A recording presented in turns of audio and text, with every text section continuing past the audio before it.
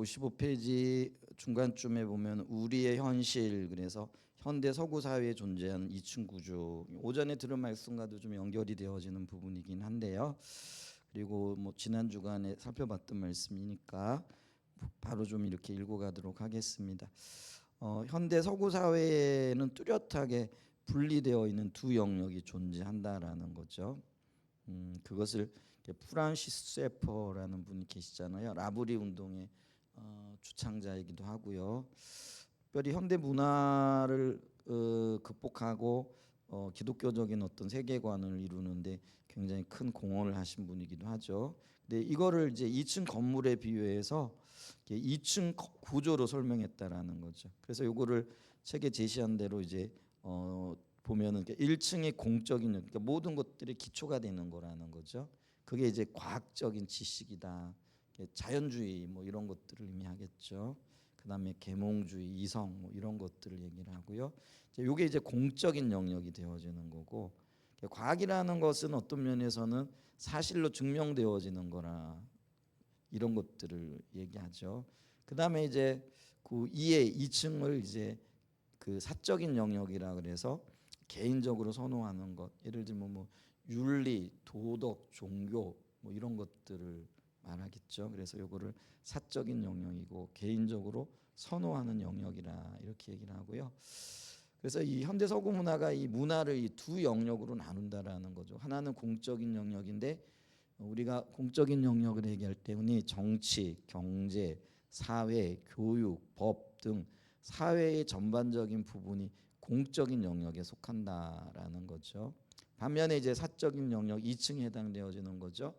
각 개인에 속한 영역인데 현대 서구 문화는 종교, 도덕, 개인적인 신념 등을 그 사적 영역에 포함시키는. 근데 이게 굉장히 합리적인 것 같잖아요. 우리가 볼 때는 그렇기 때문에 이제 이런 것들을 사람들이 이성적으로 봤을 때 맞는 거다 그러면서 이런 어떤 가치 체계를 공식화하고 그렇게 있는 거죠.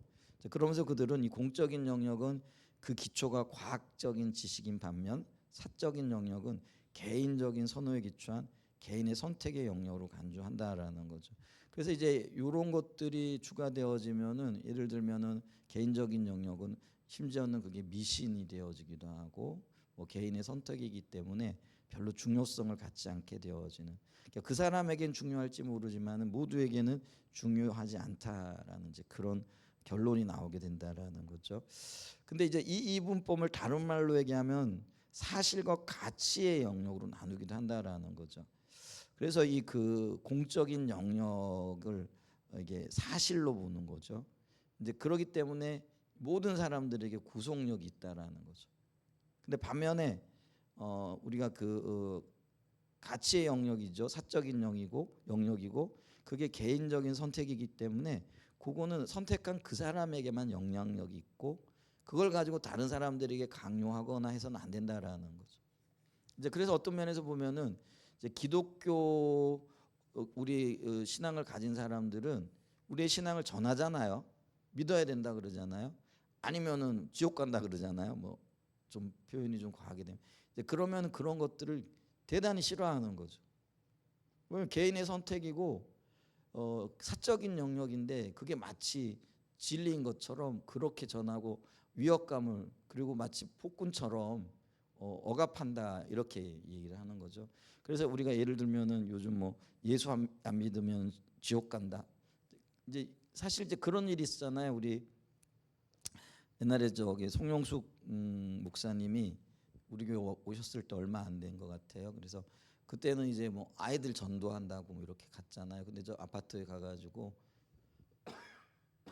애들을 만나가지고 천국과 지옥을 전했어요. 근데 그랬더니 돌아오자마자 바로 이제 부모한테 전화가 온 거잖아요. 이제 그러면 뭐라고 얘기를 하냐면 지옥 얘기를 해서 아이들을 겁준다라는 거죠. 아직 아이들이 뭐 어떤 면에서는 그 판단할 능력도 없는데 그 아이들에게 뭐 지옥을 얘기하고 두려움을 얘기하고 공포심을 심어준다라는 거죠. 이제 그러면서 항의가 들어온 거죠. 그 이제 이게 이제 어떤 면에서는 현실이라는 거죠. 근데 우리는 이 천국과 지옥이 우리 자신뿐만 아니라 모든 사람에게 적용되어지는 진리잖아요.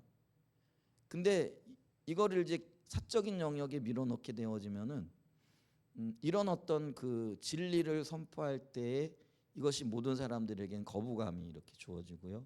오히려 고집쟁이라 그러고 오히려 그런 것들 전하게 되어지면은 뭐라 그럴까요? 이게 사람 겁먹이고 어떤 면에서는 심지어는 뭐라고 하면 협박한다 뭐 이렇게까지 말하는 그런 어떤 현실을 우리가 보게 되어진다라는 거죠. 근데 우리가 오늘 그 세계관을 배우면서 성경 이야기를 따라 살아가야만이 그게 우리의 삶의 모든 뿌리와 같은 거라는 거죠. 왜냐하면 우리 하나님이 창조주이시기 때문에.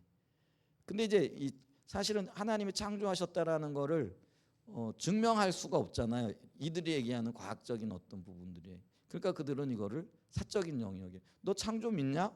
그럼 너나 믿어라라는 거죠. 그렇게 되어지면은 하나님의 창조 행위로 말미암아 이루어진 그 모든 만물들 그리고 통치하시는 하나님의 나라의 역사들이 아무런 의미가 없게 되어지는 거죠. 그게 이제 사적인 영역으로 내몰린. 그래서 이제 서구 문화가 들어오면서 중세까지만 해도요. 이 땅은 하나님이 다스리는 나라였잖아요. 신정 국가와 비슷했다라는 거죠. 근데 이제 서구 문화가 들어오고 계몽주의가 들어오고 그거를 또 뒷받침하는 자연과학주의 그리고 특별히 그 어떤 그 사상적인 체계를 뒷받침하는 진화론이 생겨난 거죠. 이 진화론은 뭐예요? 우연히 생겼기 때문에 하나님이 들어갈 여지가 없는 거죠. 이 땅이 하나님이 창조하신 거라 그러는데 진화론은 뭐예요? 우연히 생겨났다. 이제 이렇게 얘기를 하는 거잖아요. 이제 그렇게 되어지면은 이 그 창조가 설 자리가 없게 되어지고 하나님이 설 자리가 없게 되어지. 근데 이제 그렇게 몰아가고 있는 거죠. 이제 그러면서 이게 사적인 영역이고 개인적인 영역이니까 어떤 성경 이야기하지 말아라. 성경에서 가리키고 있는 그게 진리라고 말하지 말아라. 이러면서 이제 압박을 하고 있는 그런 어떤 현실이다라는 거죠. 자, 그래서 여기 보면 공적인 영역은 과학적 지식에 기초한 팩트의 영역이기 때문에 근데 요즘 제가 많이 깨닫는 게 뭐냐면은요. 팩트라고 해가지고요. 그게 영원하지 않고요. 그게 진리는 아니더라는 거죠. 오늘 분명했는데요. 내일 가면 달라요. 예를 들면은 이게 어떤 뭐 증명 가능한 어떤 것들이 아니라요. 삶이라는 게 그렇잖아요. 예를 들면 그래요. 남녀간에도요. 오늘 죽자 살자 사랑하는데 내일 가면 죽자 살자 미워하는 경우도 있거든요. 그럼 그게 오늘 죽자 살자 하는 게 그게 팩트 아니냐라는 거예요. 그 팩트거든 맞거든요. 근데 그게 사실의 영역이었는데 그게 다 어느 순간에 딱 가보니까요. 변질되어져 있는 거잖아요. 그럼 그게 맞느냐라는 거지. 아니라는 거죠. 팩트도요. 우리가 사실도요. 내일 변할 수 있는 거거든요. 근데 그거를 이제 사실이고 또 그러기 때문에 공적인 영역이고 그걸 받아들여야 된다라고 얘기를 하는 거죠. 그렇기 때문에 우리가 있잖아요. 눈에 보이는 게 너무나 분명하다고 할지라도요. 여러분 그게 영원한 게 아니에요. 그게 진리가 아니라는 거예요. 오늘 분명했는데 내일 달라질 수도 있어요. 그래서 여러분 보세요. 우리가 과학 법칙이라고 하는 것들도요. 이제 새로운 어떤 과학적인 법칙이 발견되어지면서 새로 그 이전에 알고 있던 것들이 무용지물이 되어지는 것들이 많아요. 예를 들면은 아인슈타인의 상대성 원리 뭐 이런 것들이 저는 잘 모르지만은 이제는 물리학에서 그것이 옛날 이론이 되어져 버리고요. 새로운 이론이 등장을 하는 거예요. 근데 그때만 해도요. 그게 가장 완전한 어떤 법칙이라 이렇게 생각했다라는 거죠. 근데 그게 수십 년 혹은 수백 년 동안 어떤 우리의 어떤 의식 구조를 사로잡고 있었는데 어느 순간에요. 새로운 어떤 법칙들이 발견되어지면서 그런 것들이 무너져 내리는 거죠. 그렇게 뭐라 그럴까요? 믿었고 확고하다고 했던 것들도요. 이게 진리가 아니거죠. 무너져 내리는 것들을 본다라는 거죠. 그래서 이 팩트가요. 눈에 보인다고 해가지고 특별히 우리가 믿음의 영역에서 보게 되어지면은요. 절대로 이건 사실이 아닌 거예요. 그래서 제가 늘 얘기하잖아요. 베드로 앞에 보였던 파도는 그게 사실 맞아요. 팩트예요. 근데 그게 그의 삶에요. 어떤 영향력도 미칠 수 없었잖아요.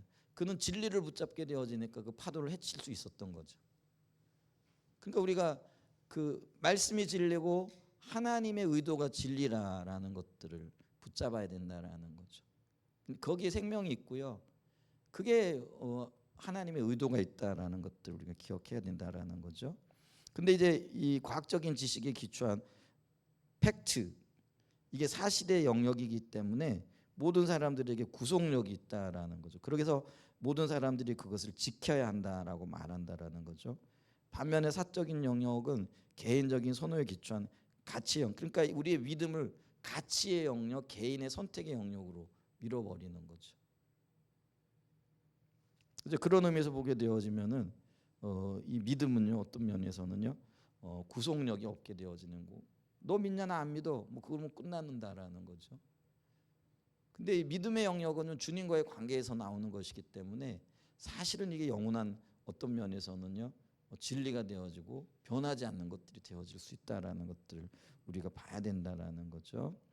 그래서 사람은 각자 자기가 선호할 것을 선택한 권리가 있기 때문에 각 개인의 선택은 존중되어야 마땅하다라고 말을 하는데 꼭 거기까지만이라는 거예요. 그러면서 개인의 선택은 다른 사람들에게 전혀 구속력이 없고 그거를 강요한다. 그러니까 예수가 진리기 때문에 믿어야 된다. 천국과 지옥이 있다. 뭐 이렇게 말하면은요, 그게 강요가 되어져 버리는 거죠. 그 이게 있잖아요. 요즘은 그게 어떤 면에서는요, 고속거리가 되어져 버리는. 지금 우리가 그런 시대를 살아가고 있다라는 거죠. 자, 문제는 서구 문화가 이 구조에서 종교를, 그래서 특별히 여기서 서구 문화에서 얘기하는 종교는요, 기독교를 얘기를 합니다. 근데 이런 이촌 구조가요, 예를 들면은 기독교에 대해서는 적용이 되어지는데 그런 이슬람에 대해서는 굉장히 관대하고요. 그리고 다른 종교에 대해서 굉장히 관대하거든요. 오늘날 우리 사회에서 그걸 보죠. 예를 들면은요, 기독교인들이 죄를 지면은 뭐 비난이 굉장히 크죠. 근데 똑같은 죄를요, 타 종교 사람들이 지면은요, 그건 어떤 면에 보면은 별로 이슈거리도 안 되는 것들이 이렇게 많이 있거든요.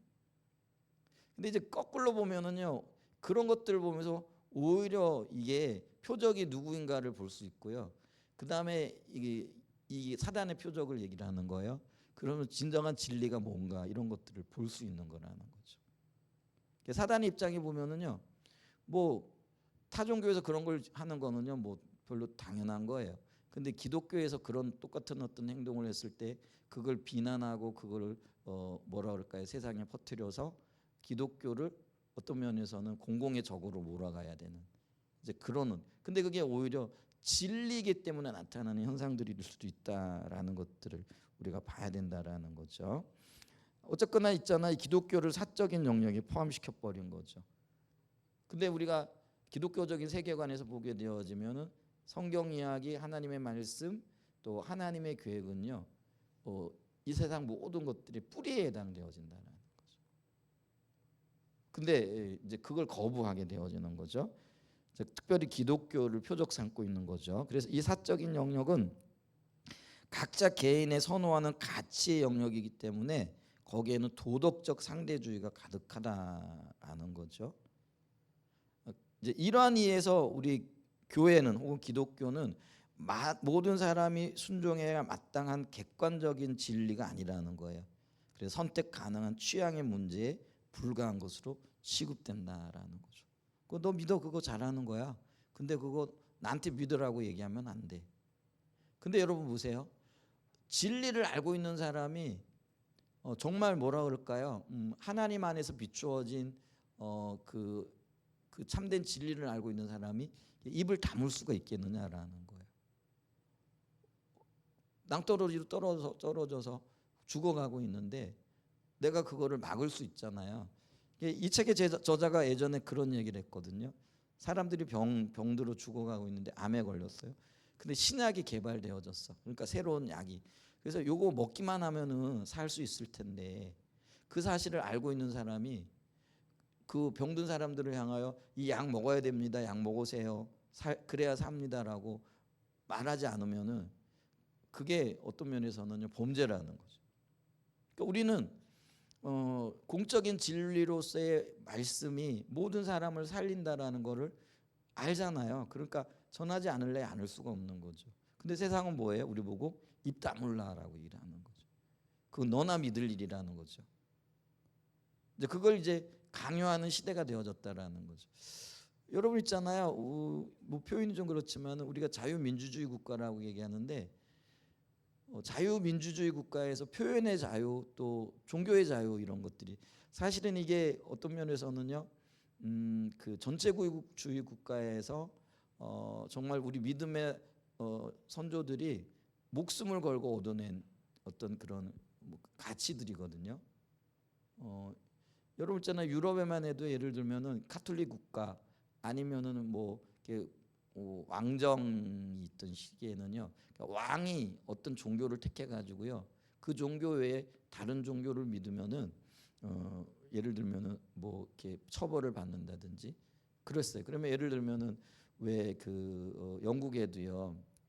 영국은 지금은 성공회라 그래서 그게 성공회가 국교회지만은 그게 정착되기 전에 왕이 이렇게 카톨릭을 믿느냐 혹은 기독교를 믿느냐에 따라 가지고요.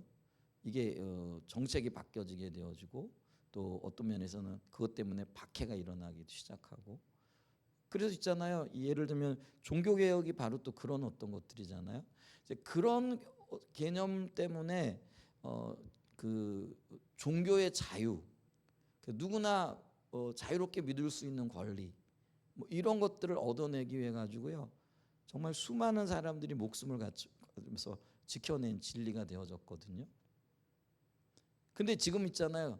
그래서 어떤 면에서는 스스로 선택할 수 있다라는 그 의미가 이게 사적인 영역으로서의 진리가 아니라 공적인 진리를 발견하고 그 진리를 믿을 수 있다라는 의미에서 종교의 자유였거든요.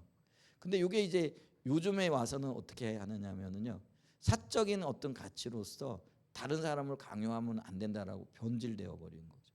그러니까 종교의 의미가요. 200~300년 전에 어떤 외쳤던 종교의 자유와 지금 우리가 얘기하고 있는 종교의 자유가요. 전혀 다른 성격을 띄어버리게 되어졌다라는 거죠. 이제 그러면서 요즘에는요. 이 종교의 자유를 얘기를 하면서 다른 사람들에게 진리를 전하게 또 그렇게 되어지면은 오히려 이제 처벌받는 시대, 그걸 제한받는 시대가 되어져 버렸다는 거예요. 그래서 무서운 시기를 우리가 살아가요. 어쩌면은 우리가 좀 시간이 더 지나고 나면 정말 주님 가까이 오셨을 그때는요. 우리가 예수 믿는다라는 걸 숨겨야 될 시기가 올지도 모르겠어요. 그게 되게 박해가 되어질 수도 있고요. 이제 그런 어떤 시기가 올 수도 있는데 우리가 그런 시기가 오리라고는 불과 30~40년 전만 해도 생각도 못했던 얘기잖아요. 예수 전하다가 요거도 먹을 거라 이 생각을 못했죠. 당연히 자유롭게 예수를 전하고 예수를 전할 때 많은 사람들이 그거를 정말 기쁨으로 받아들이고 하는 이런 시기가 있었잖아요. 근데 지금 여러분 보세요. 전도지 들고요. 시장 바닥에 가가지고 예수 전해 보세요. 그러면 많은 경우 욕이 돌아올 거요. 우리 저기 그 YMC 간사님 중에 한 분이 학교에 가가지고요. 전도지 들고 복음 전했는데 그 연세 드신 할머니를 향해서 학생들이 쌍 욕을 해가면서요. 뭐라 그러는. 그러니까 그게 너무 충격을 받았던. 실제로 이제 그런 일들이 일어나는 거죠. 이제 그게요. 이게 종교의 자유라는. 근데 종교의 자유가 그거에 생명을 걸었던 우리 기독교인들이 가장 먼저 종교의 자유를 그 주창하고 그 정교 분리를 얘기를 했거든요. 근데 이 정교의 분리는 자유롭게 주님을 믿고 예수를 믿기 위한 투쟁이었다라는 거죠. 그래서 그걸 얻기 위해 가지고. 근데 지금은요 그게 이상하게 변질이 되어져 버렸어요. 오히려 기독교를 박해하기 위한 종교의 자유로 흘러가고 있는. 그게 이상한 현상들이 나타나는데 저는 그게 이게 영적인 역사라고 생각을 하고요. 그래서 아까 얘기했듯이 마지막 시대 때 정말 예수 전하는 그것 때문에 예전에 그랬던 것처럼 초대교회 때 예수 전한다는 것 때문에 순교했잖아요. 그런 일이 일어날 수도 있을 수도 있겠다. 이제 그걸 보게 되어지는 거죠. 이제 그게 이제 오늘날의 서구 문화의 영향력이다. 그런 일들이 일어나고 있다라는 거죠. 자, 오늘날 현대 서구 문화의 밑바탕에 깔려 있는 이런 분리 현상을 인식하는 것이 왜 중요한지 이런 사실을 우리가 이게 어디서부터 왔는가, 왜 이런 현상들이 생겨나는가, 그 현실이 뭔가, 이런 것들을 이해하는 게 굉장히 중요하다라는 걸 얘기하는 거죠. 자, 바로 이것이 오늘날 성경적 관점이 공적인 영역에서 합법성을 갖지 못하도록 공격하는 가장 강력한 무기이기 때문이라는 거죠. 근데 그 뒤에 누가 있다라는 거죠? 영적인 세력이 있다라는 거예요. 그리고 그 영적인 세력들에 의한 조정과 그리고 그 어떤 파괴적인 행위들이 있다라는 거죠. 자, 대다수의 세속주의자들은 정치적 감각이 있기 때문에 아직까지는 그렇다라는 거예요.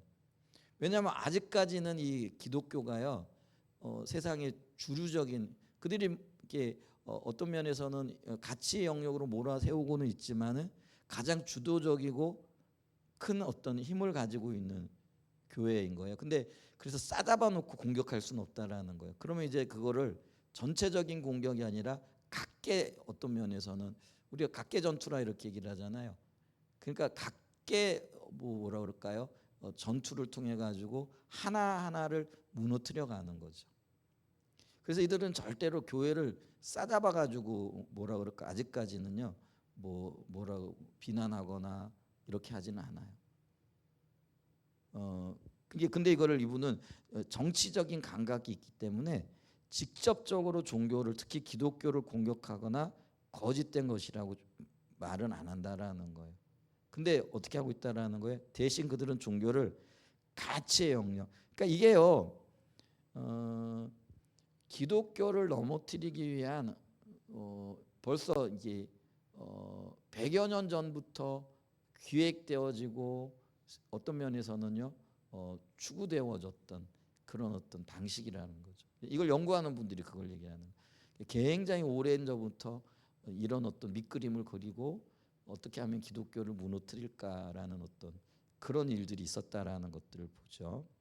자, 대신 그들은 종교를 가치의 영역, 사적인 영역에 집어넣어서 진실과 거짓의 영역에서 아주 빼어내 버렸다라는 거죠. 그러면서 자신들도 기독교를 존중한다. 그러나 동시에 그들은 기독교가 정치, 경제, 사회, 교육, 의료, 법 등 공적 영역과는 아무런 그러니까 팔다리 다 잘라 버리는 거죠. 이제 그러면서 그들은 말로는 기독교를 존중한다. 근데 딱 거기까지만이라는 거죠.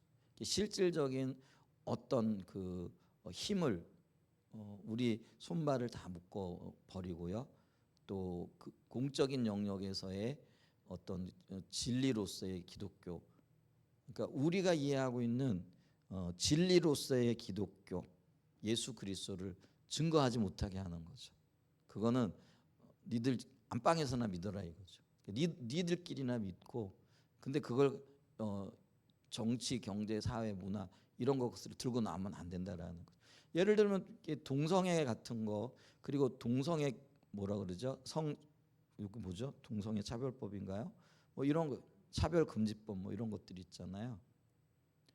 이제 이런 것들을 가지고 나오면은요, 왜 개인적인 어떤 종교를 가지고 그 어떤 자신들이 믿는 어떤 그걸 가지고 정치에 끼어드느냐, 이렇게 얘기를 한다라는 거죠. 이제 그런 일들이 지금 일어나고 있다라는 거죠. 그래서 레슬리 뉴비거는 서구로 돌아오자마자 그가 인도 선교사였다 그러잖아요. 근데 40년 만에, 정확하게는 한 37년 정도 된다 그러더라고요. 그리고 우리가 왜 그 일제 시대 때 36년이라고 얘기하는데 정확하게는 34년 얼마 뭐 몇 개월 뭐 이렇게인 거죠. 이제 근데 이분도 그랬잖아요. 불과 한 37년 만에 그가 인도 선교사로 나갔다가 이제 나이가 들고, 선교사님들도 은퇴가 있거든요. 요즘 이제 목회자들하고 같아요, 나이가. 보통 이제 70세에 은퇴를 이렇게 하는 거죠. 그러면 이제 타국에 나갔다가 돌아오죠. 근데 이제 이분도 이제 그랬던 것 같아요. 근데 이분은 조금 더 일찍 돌아하셨던 것 같아요. 근데 놀라운 사실이 생겨난 거죠.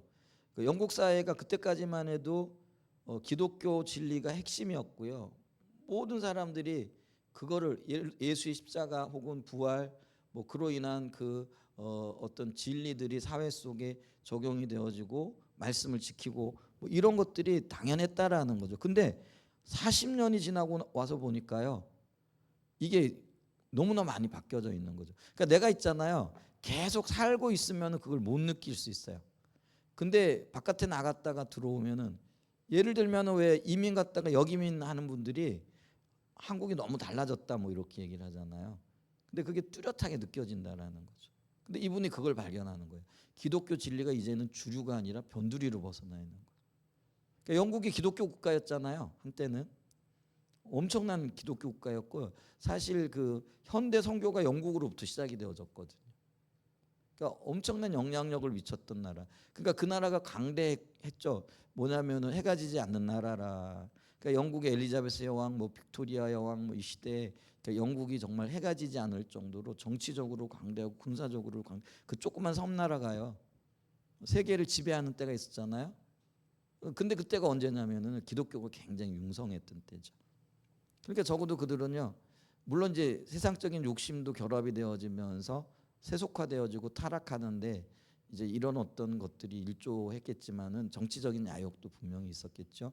근데 그럼에도 불구하고 그런 것들을 지탱해 주는 게 기독교적인 세계관이었다라는 거죠.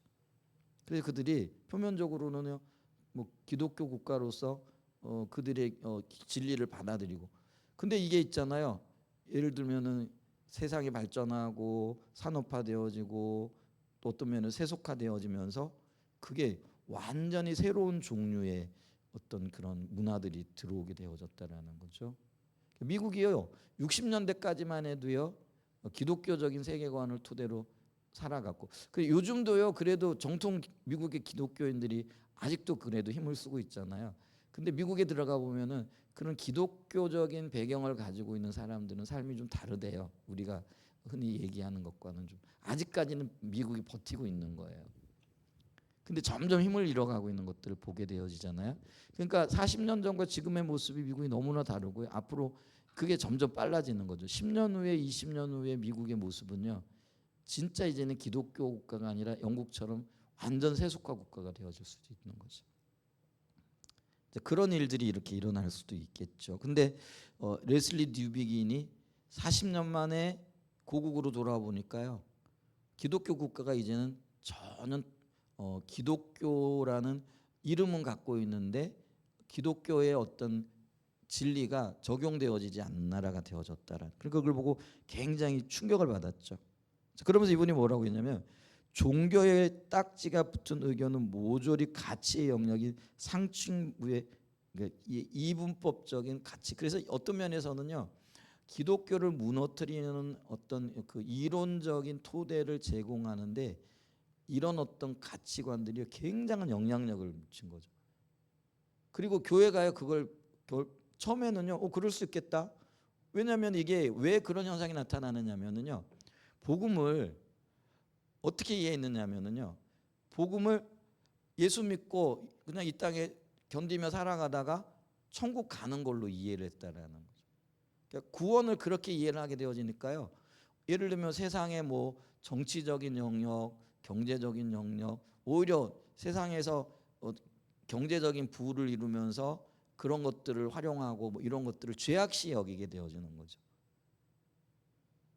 그래서 있잖아요. 이게 복음을 어떻게 이해하느냐, 구원을 어떻게 이해하느냐 이게 굉장히 중요한 거예요. 근데 이 교회가요 수백 년 동안 그런 개념이 있었다라는 거죠. 그래서 이 땅에서 우리 예수 믿고 구원받았어. 그러면은 우리는 이제는 우리 자신을 잘 지키다가 어디로 가야 되는 거예요? 천국 가야 되는 거예요. 그러니까 이 땅에서의 어떤 뭐라 그럴까요? 정치의 영역, 경제의 영역, 어떤 면에서 돈 벌고 뭐 이런 사업하는 거고 직장 생활하는 거 이런 거는 뭐예요? 하찮은 영역인 거죠. 왜? 영적인 영역에 비추면 우리가 천국 가야 되는데 오히려 그런 것들이 천국 가는데 방해가 된다라는 생각들을 한 거예요. 그러니까 복음의 이해가 그래서 이런 것들이 굉장히 소극적으로 여기고 오히려 그거를 맞아 우리는 천국 가야 될 사람들인 거지. 그러니까 뭐 세상의 일에 별로 뭐 신경 쓰지 말아야 돼. 관여하지 말아야 돼. 정치 그거는 어떤 면에서는 뭐예요? 뭐 좀 야망 있는 사람들 대부분 정치하는 사람들이 굉장히 계산도 빠르고 야망도 있고 뭐 그리고 또 권모술수에 능하고 근데 이제 그리스도인들은요 천국 가야 되니까 그런 권모술수나 부리고 야망을 추구하고 권력을 추구하고 이러면 나쁜 거잖아요. 그러니까 그걸 내려놨다라는 거예요. 그러니까 여기서도 포기하고 저기서도 포기하고 그러면서 붙은 게 뭐예요? 천국 가는 것. 이게 이제 어떤 면에서는 영적인 영역이고 가치의 영역이 돼버렸다라는 거예요. 이게 복음에 대한 잘못된 이해가, 성경적인 이해가 어떤 면에서는 이런 결과를 가지고 오게 되었다라는 거죠. 그래서 레슬리 뉴비긴이요, 왜 이런 일이 일어나는가 고민하다 보니까 이 부분이 보여졌다라는 거예요. 복음에 대한 이해가. 그래서 이분이 복음은요, 그래서 구원은 뭐라는 거예요? 만물의 회복이라는 거예요. 근데 이 만물 중에는 제도까지도 들어가고 문화까지도 들어간다라는 거예요. 근데 이 문화가 안 믿는 사람들에게 잡혀가지고요, 오히려 사람을 옥죄는, 그리고 타락하고 그 타락을 부추기는 곳으로 추락해 있는 것들을 보게 되어지는 거죠. 그러면 하나님의 온전한 구원이라는 건 뭐예요? 그 문화, 또 정치 문화라는 것도 있겠죠. 경제 문화라, 이 모든 것들이 하나님의 의도하셨던 원래 의도대로 회복이 되어져야 된다. 그게 구원이다. 그리고 복음이 바로 그것을 회복하기 위한 하나님의 행하심이고 하나님이 이루신 일이다. 이런 인식이 생겨난 거예요. 그렇게 되어지면 있잖아요, 이제 우리가 해야 될 일이 뭐냐면 잃어버린 문화들인 거죠. 그걸 스스로 교회가 받아들이고 용납했어요. 왜냐하면 우리는 천국만 가면 되니까. 그게 다인 줄 알았다. 그러다 보니까 이 땅의 것들을 다 잃어버린 거예요. 그 하나님께서 원래 의도하셨던 그 하나님의 피조 세계, 만물이 회복되고 만물이 구원받아야 할 그 영역을 잃어버렸다라는 거죠. 근데 이제 그걸 어떻게 회복할 것인가? 그게 이제 우리의 일에 대한 어떤 소명 의식을 갖게 되어지는 거고, 이 땅에서 우리가 가치의 영역이 아니라 또 이 삶의 영역에 있어서, 사실의 영역에 있어서도 하나님의 기준이 회복되어지는 것. 이제 이게 복음에 대한 올바른 이해가 생겨나면서, 그게 이제, 근데 이게 이제 이런 어떤 것들을 받아들이면서 또 양극단이 나온 거죠. 그래가지고 예를 들면 이제 여기에만 초점을 맞추는 거죠. 그게 이제 사회구원이에요. 그게 이제 예를 들면은 왜 에큐메니칼 운동하는 분들이, 그래서 이분들이 왜 도시 선교회 이런 것도 세상에 들어가 가지고 그들의 고난을 동참하고 그러면서 데모도 하고 이런 어떤 일들이 생겨났잖아요. 근데 이제 여기서도 이제 양극단, 이런 걸 깨달으면서 이쪽으로만 또 가게 되어지는 거죠. 그러니까 우리의 구원이요, 영적인 구원과 사회적인 구원이 같이 가야 되는 거라는 거죠. 그게 근데 한때는 뭐죠? 여기만 하나 둘, 또 양극단으로 한쪽 극단으로 가게 되어지니까 이제는 70년대 80년대에는 뭐예요? 쉽게 얘기하면 도시 선교 혹은 사회 구원, 어떤 공적인, 우리가 얘기하는 그 사실의 영역, 가치의 영역, 사실의 영역에서의 어떤 회복에만 신경을 쓰는 거죠. 그러니까 이 어떤 영적인 구원이나 영적인 어떤 것들은 또 잊어버리고 이제 근데 그게 아니라는 거예요. 레슬리 뉴비긴이나 이런 분들이, 그리고 오늘날 우리가 선교적인 교회를 얘기할 때는요, 영적인 영역과 또 세상의 어떤 우리가 영역이라고 얘기하는 것들이 조화를 이루는 거라는 거죠. 그게 굉장히 중요하다라는 거죠. 자, 이렇게 다시 보죠. 그게 중요하다라는 거죠. 자, 종교의 딱지가 붙은 의견은 모조리 가치 영역인 상층부에 배치됨으로써 더 이상 객관적 지식으로 간주되지 않는 현상을 목격했던 것입니다. 가치 영역이니까 이거 우리한테 말하지 마. 예수 믿어야 구원받는다. 이거 너나 믿어. 그거 우리한테 말하지 마라. 왜냐하면 객관적인 진리가 아니야. 그건 주관적인 거야. 그러니까 너희들을 믿는 건 우리 상관 안 할게. 근데 우리한테 강요하면 안 돼.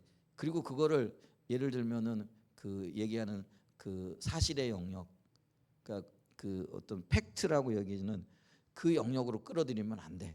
이렇게 지금 이야기했다라는 거죠. 그것을 그는요, 그 당시 상황을 복음의 문화적 포로 상태라고, 이렇게 복음이 포로됐대요. 세상 문화에 이런 거죠. 묘사하면서 그 1차적 요인으로 우리가 지금 살펴보고 있는 분열된 진리 개념을 들었습니다. 그래서 마이클 고인도 현대 서구 문화에서 교회가 사실 가치의 이분법을 그걸 그대로 받아들였다라는 거죠. 복음을 새창살 우리의 강금하는 것 스스로 갖췄다라는 거예요. 이게 엄청난 일이 일어났다라는 거죠. 자, 더 나아가 낸시 피어시는 이런 이분법 사고가 우리 기독교인들과 세상과의 대화에도 큰 장애가 되고 있다라는 사실을 잘 지적합니다. 그래가지고요, 이렇게 이중 언어라 얘기를 하잖아요. 근데 있잖아요, 이 이중 언어에 우리가 익숙해야 된다라는 거예요. 이중 언어라 그러니까 이게 뭐 속과 겉이 다른 게 아니고요. 교회에서 사용하는 언어를 가지고 세상에 가서 말하면 세상 사람들이 이해를 못해요. 근데 세상의 언어를 가지고 교회에 와가지고 얘기하면 또 교회 사람들이 이해를 못하는 거죠.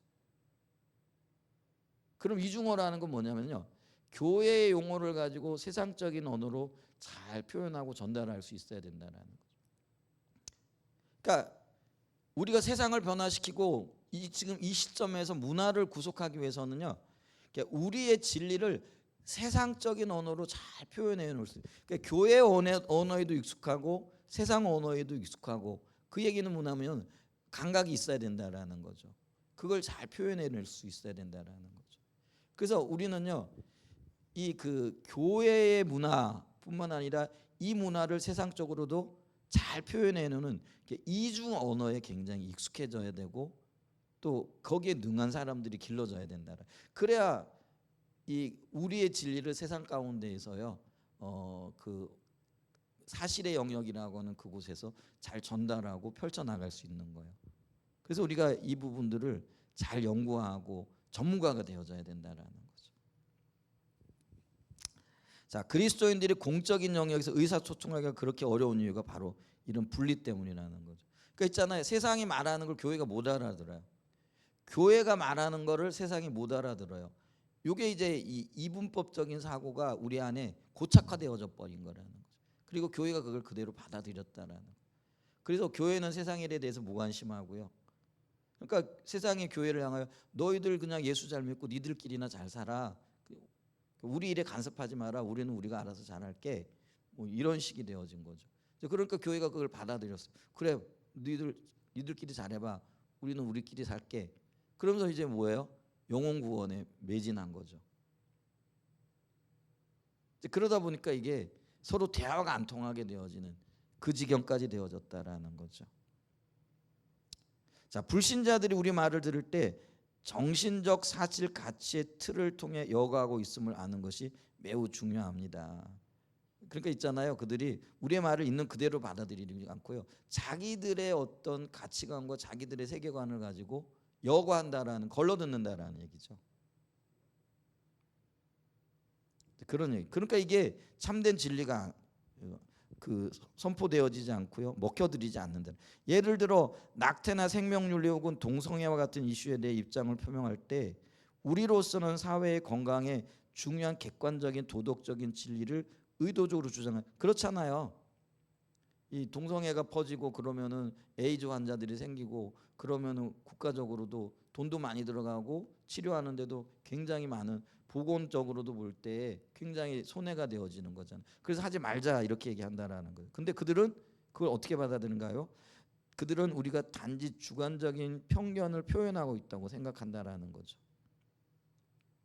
그리고 주관적인 어떤 그런 데이터라든지 이런 걸 가지고 말하는 거지. 그래서 그들은 이걸 들을 마음도 없을 뿐만 아니라 그렇게 주장하면은요, 자기의 고집을 내세우고 있다라고 얘기를 한다라는 거죠. 근데 우리는 그게 성경적인 진리기도 하지만은 그런 일들이 사회에 끼치는 해악이나 이런 것들을 생각하잖아요. 근데 그들은 전혀 그렇게 받아들이지 않는다라는 거죠. 그냥 자기 주장을 위한, 자기들의 어떤 그 가치의 영역에서 종교적인 주장을 하기 위한 그런 주장으로만 일축해 버린다라는 거죠. 이제 이런 일들이 있다라는 거죠.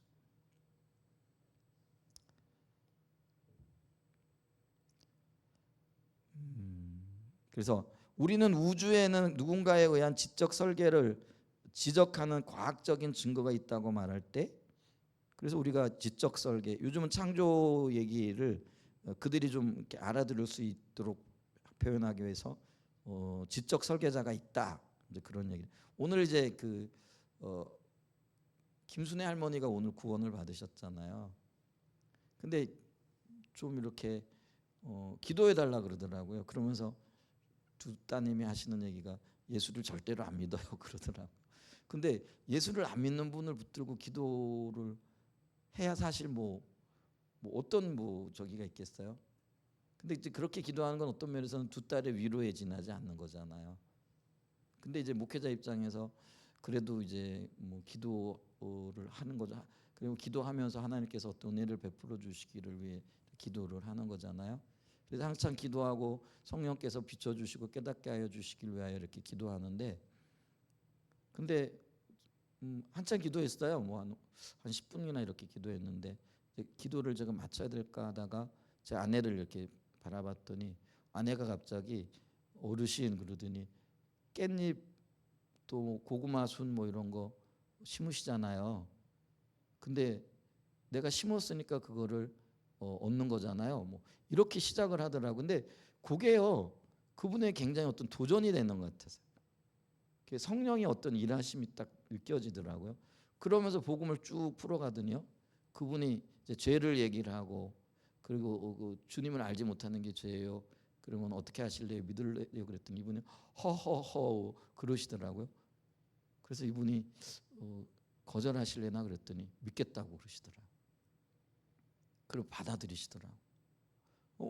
기적 같은 일이었어요 오늘. 그러니까 저는 이제 기대를 안 한 거예요. 왜냐하면 두 딸이 아예 그냥 포기를 하고 있는 듯한, 그간의 복음을 많이 전했고, 근데 절대로 안 믿어요 이렇게 얘기를 하더라고요. 그러니까 이제 안 믿는데 믿음이 있는 거예요. 근데 오늘 있잖아요, 그 놀라운 일이 일어난 거죠. 이제 그러면서 제가 이 생각도 했어요. 야, 이게 때가 있구나. 그리고 우리가 그게 이 장소였기 때문에 가능했겠다 이 마음도 드는 거예요.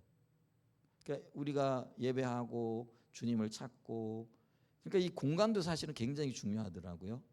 그리고 그 공간에 어떤 분들이 있는가, 믿음의 사람들이 믿음의 열정을 가지고 그걸 하는 거잖아요. 어쨌거나 있잖아요. 주님이 이렇게 고백했어요. 근데 제가요, 포항에 있을 때 병원에 가가지고 내일 모레 꼭 돌아가시고, 실제로 그분 돌아가셨어요. 근데 돌아가기 얼마 전에 제가 우리 교회 성도를 신방 가가지고 이제 신방하고 기도하니까 그분의 며느님이 우리 보고 좀 복음을 전해, 그러니까 시아버지인 거예요. 그때 연세도 꽤 많으셨어요. 복음을 좀 전해달라 그러더라고요. 그게 좋아 보였나 봐요. 그래서 이제 복음을 전했거든요.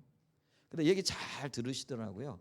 근데 결정적으로 죄인인 것과 예수님 믿으실래요? 고백하실래요? 그랬더니요, 그때부터 입을 꽉 다물어 버리더라고요. 그러니까 이게 참 신기한 영적인 경험인 거죠. 그렇게 대화 잘하고요, 농담도 해가면서 뭐 호응도 하고 맞다고 뭐 이렇게 하는데, 그러면 예수님 영접하실래요? 그랬더니요, 그 순간 입을 꽉 다물어 버리더라고요. 그리고는 말을 안 하더라고요. 결국은 그분 영접 못하고 며칠 후에 돌아가셨어요. 그러니까 이제 있잖아요, 입을 열어가지고 믿겠다고, 그리고 따라서 하세요. 이제 연세가 좀 있으시니까 내가 죄인인 것과 내 죄를 위해서 돌아가신 것과 그 예수님을 내가 믿겠습니다. 고백을 하잖아요. 이것도 놀라운 성령의 역사이잖아요. 그래서 하나님이 어떤 일들을 하시는 걸 보겠더라고요. 그리고 나더니 끝나고 난 다음에 그분이 어떤 마음이 있는지 모르지만은요, 딸들한테 헌금하겠다고 헌금 봉투 달라 그래가지고요, 헌금하시더라고요. 이걸 보면서 이분이 어떤 마음에 그는 있었던 것 같아요.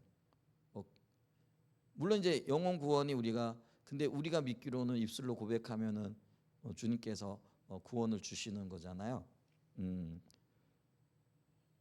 무언 얘기를 하다가 주관적인 어떤 뭐 편견 뭐 이런 것들을 이제 이런 걸 보게 되어지면서요, 그 하나님의 어떤 역사, 근데 이게 어떤 면에서는 그 우리의 어떤 그 주관적인 어떤 생각, 이게 아니고요. 근데 이제 세상 사람들은 뭐예요? 그거를 이제 그 주관적인 편견, 또 지적인 설계, 뭐 이런 것, 지적인 설계 얘기하다가 얘기 나왔잖아요. 그러니까 있잖아요, 이게 누군가가 설계하지 않으면은 생겨날 수가 없다라는 거예요. 근데 제가 아까 얘기했던 그분에게 어르신 집에 텃밭에 그 깻잎 키우시죠, 고구마 이렇게 심으시죠. 근데 누가 심지 않는데 그게 있을 수 있겠느냐라는 거죠. 그러니까 우리가 지금 존재하는 걸 봤을 때 누군가가 설계하지 않고 누구하고 만들지 않으면 깻잎도요 저절로 이렇게 심어지고 생겨나지는 않는단 말이에요. 고구마도 마찬가지인데, 그러면 고구마보다도 훨씬 더 복잡하고 훨씬 더 놀라운 존재인 사람이, 그리고 이 복잡한 우주가 누가 설계하지 않았는데 어떻게 저절로 생겨날 수 있겠느냐라는 거예요. 이제 그게 이제 모티브가 돼가지고 지적 설계를 얘기하다 보니까, 그러니까 우리는 이 땅의 모든 것들이 창조주이신 하나님이 설계하셨다. 근데 그거를 창조주 하나님 했다 그러면 세상 사람들이 싫어하니까 지적 설계자가 있다 이러면서 이제 풀어나가고 있는 거잖아요. 그래서 우리가 그걸 지적 설계를 했다는, 그걸 지지하는 과학적인 증거가 있다라고 주장을 한다라는 거죠. 우리로서는 시험 가능한 진리를 주장을 의도적으로 내놓은 것이지만 그들은 종교적 우파가 정치 권력을 장악하려고 한다라고 말한다라는 거죠. 그래서 어떤 면에서는 진화론의 허구, 이런 것들을 이미 그 거짓으로 판명난 것들을 과학책에서 빼야 된다 뭐 이러니까요. 종교적인 우파, 그러니까 기독교가 과학을 박해하려고 한다 그러면서 벌떼처럼 일어나는 거죠. 그런 일들이 실질적으로 있었잖아요. 자, 그래서 장악하려고 한다 이렇게 말한다는, 사실 가치의 틀이 우리가 하는 말에 객관적 내용을 순식간에 무력화시켜 버리기 때문에 우리가 먼저 이 문지기를 지나갈 방법을 찾지 못한다면 공적 토론장에서 우리의 신념 내용을 성공적으로 소개하기 어려울 거라는 거죠. 아예 그들은요 이미 정해놓고 듣는다라는 거예요. 이런 그 어떤 가치를 가지고. 자, 동성애의 예를 들어보겠습니다. 에이즈만 하더라도 헌혈 등을 통해서도 감염되기도 하지만 대부분 남자 동성들의 동성애를 통해서 확산되어진다는 널리 알려진 과학적인 사실이죠. 자, 물론 이미 에이즈병에 걸린 사람과의 이성간 섹스나 헌혈을 통해서도 감염됩니다. 그리고 우리나라의 경우 대부분 의료보험을 통해 에이즈 치료비가 지불되기 때문에 막대한 국가 재정이 지출되고 있습니다. 그렇죠, 여러분? 에이즈는요 누가 걸렸는지도 몰라요. 그런데 국가에서 100% 지원합니다. 근데 그 한 사람을 치료하는데 수억 원의 재정이 들어간다라는 거죠. 근데 그걸 다 국민들이 사실은 감당하고 있는 거라는 거예요.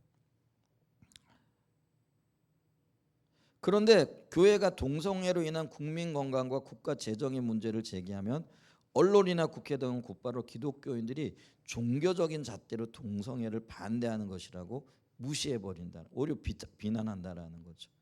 수년 전 기독교 과학자들이 진화론과 관련해서 이미 사실이 아닌 것이라고 과학적으로 밝혀진 내용을 국정교과에서 빼려고 시도했을 때 언론들이 벌떼처럼 일어나서 기독교가 국정교과서를 자기들의 신앙에 맞도록 개정하려 한다고 반발했다는. 그래서 그게 무산됐어요. 이제 이런 일들이 일어나요. 근데 이게 바로 뭐냐면 사실과 가치의 영역이 이분적인 어떤 그런 어떤 프레임이 쓰여져 있기 때문에. 근데 이런 것들은요 한번 딱 형성되잖아요. 그러면 이런 것들을 벗겨내기 너무나 힘든 거죠. 근데 어쩌면 이게 수십 년 동안, 아니 수백 년 동안 고착화되어져 있는 거죠. 근데 그게 이제 어떤 면에서 사단의 의도적인 전략이었던 것이죠. 근데 이제 이걸 교회가 서서히 깨닫기 시작한 거죠. 야, 지금 이런 문제가 있구나. 이걸 벗겨내려고 하는데 그게 지금 쉽지 않은 거예요. 왜냐하면 워낙 견고하게 지금 자리하고 있기 때문에 그렇다라는 거죠. 근데 이런 것들이 이제 점점 더 발전되어지기 시작한다라는 거죠. 자, 그러면서 그 결과들이 어떻게 나타나는가, 이제 그거는 다음 주에 살펴보도록 하겠습니다. 네. 여러 번 듣고 읽어보면서 이런 것들이 지금 우리 의식 가운데 분명해져야 돼요. 이게 분명해져야 어떤 것들을 바로 보고 바로 판단할 수 있거든요. 자, 기도하겠습니다.